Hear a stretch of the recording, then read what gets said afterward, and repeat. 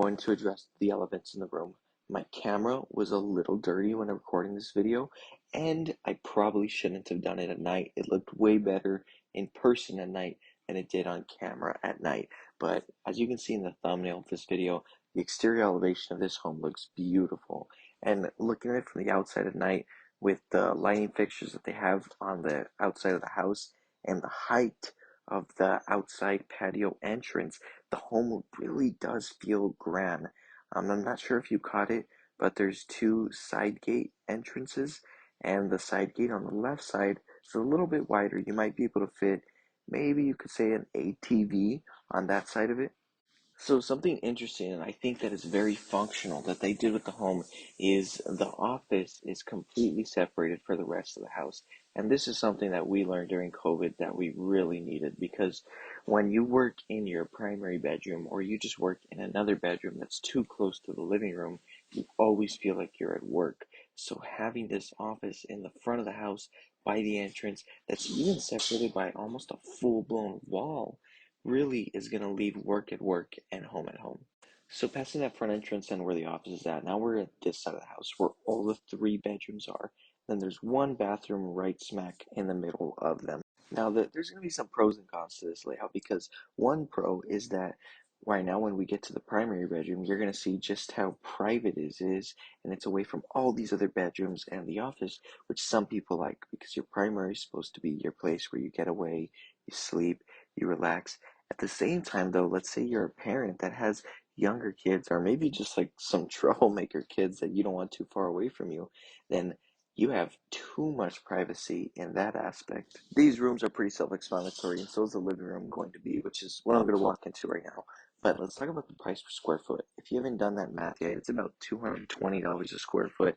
And most of the homes that I recorded on this block, if you haven't watched the previous videos, I basically did a series of recording the festival homes. The festival home is a party that they have in El Paso every year. The builders build the best of their best homes. And most of the homes on this festival home block are at about $223, $229 a square foot.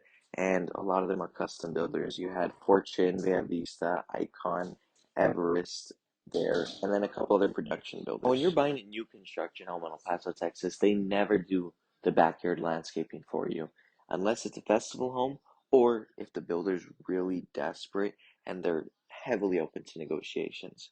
On that topic of negotiations, all the furniture in festival homes is typically negotiable. For example, one of my clients actually just purchased one of the festival homes, and we negotiated in the theater room seats, the TVs in the house, and then I believe some outdoor furniture. As for this pantry that I just walked into, you have more than enough space in it. The only thing is that it's a bit narrow, so you feel kind of, I guess you can say, claustrophobic inside of it, but in reality, it's a pretty big pantry. The kitchen, it doesn't feel too big, right? I don't think that this is the house for somebody that's buying it specifically for the kitchen, but overall, it's a nice kitchen. They got nice appliances. They got that smart fridge on there. By the way, the skylight looking things that are in the living room, they're not skylights, they're more just like glass designs that come from the ceiling. It's just for the looks. One critique I do have is that the living room wall where your TV goes, because of those shelves, it limits the size of TV you can put there. So if you're somebody that likes the million-inch TVs, it's gonna be a little hard to get that there. We got the theater room, and this theater room has two light settings. So it has both the lights on and this dim light setting. Honestly, the dim light setting isn't that dim, so if you're watching movies in there, you might as well just turn the lights all the way off. The laundry room is very functional. You got a ton of space in there, and you have the sink, which I feel like a couple of the homes here are definitely missing. And then you have the three-car garage. Nothing too special inside of this three-car garage.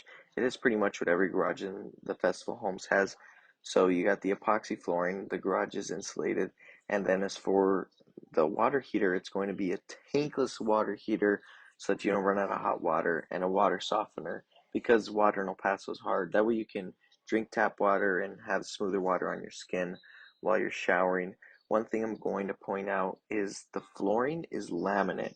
And I'm not sure how you feel about that, because laminate is definitely in style, but it pretty much costs the same as ceramic tile. I mean, ceramic tile costs more to install, but less for the material. Laminate tile costs more, but less to install. By the way, a lot of the square footage is inside of this primary bedroom. It's a huge primary bedroom. It's probably missing a couch in there. In this primary bathroom, you could put a twin-size bed in this primary bathroom and sleep in it. But it has everything you need. You got the makeup vanity, double vanity that's separated so that you have your own space, your partner has their own space, and then this walk-in closet is a great space. It's evenly separated, and then this mirror in the middle just adds the perfect touch.